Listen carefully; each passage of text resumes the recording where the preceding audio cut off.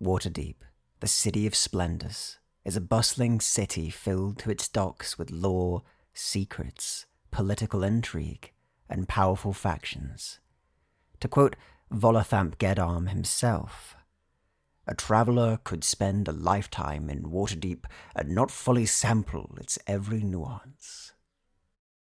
In this video, we will begin to explore the City of Splendors, unravel its history, notable locations, and some of the powerful figures and factions that keep the Jewel of the Sword Coast running, mostly smoothly, for the 130,000 colourful residents who call it home. Waterdeep began as an ancient elven settlement, Eilund Thaldar, which the elves themselves destroyed and abandoned, giving way for humans to settle upon the ruins.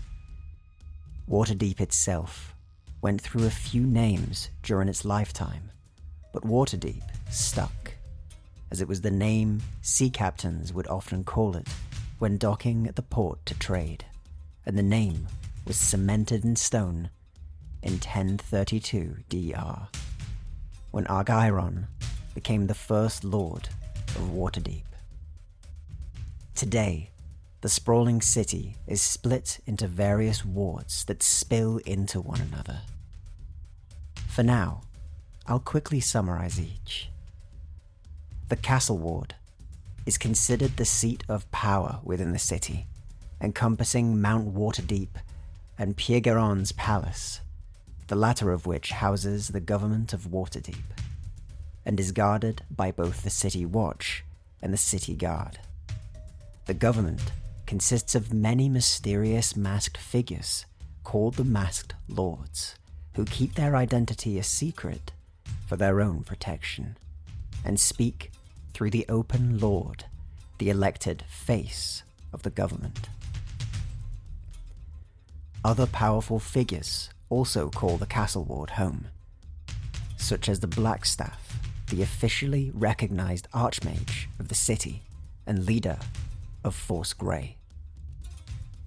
Next is the Dock Ward, a rough and tumble ward built upon the great harbour of Waterdeep, in which lives merfolk who keep order under the sea.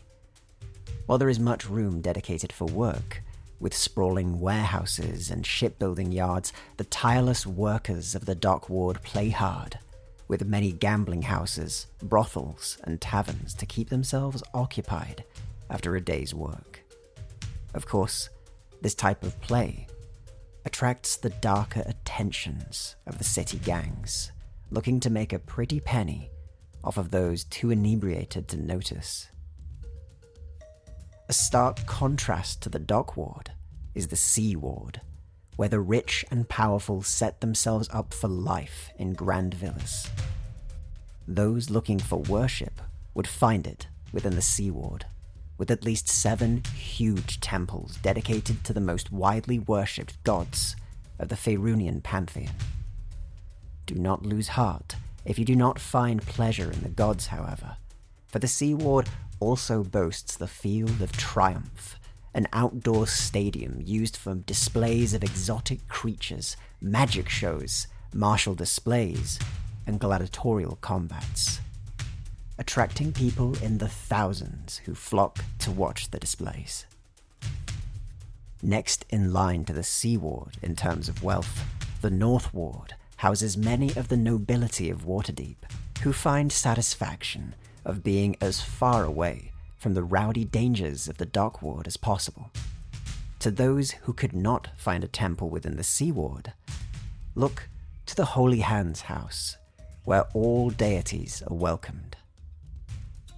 Just as the Sea Ward contrasts the docks, the Southern Ward contrasts the North Ward, being known as a poor ward, crammed with mainly caravan merchants, giving it the nickname Caravan City.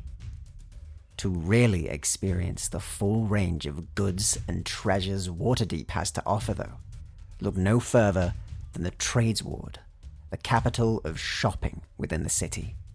It is the place for budding adventurers to stock up on supplies and weapons, looking to tackle one of the city's biggest, most dangerous, and well-known secrets: the Undermountain.